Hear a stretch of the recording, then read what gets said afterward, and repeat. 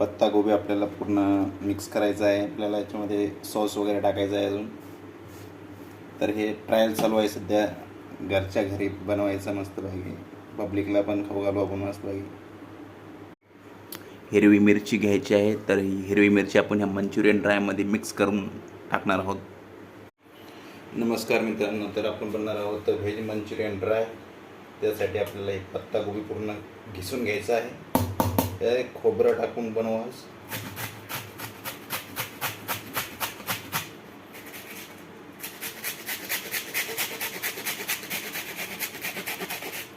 पूर्ण बारीक घिसून घ्यायचं आहे.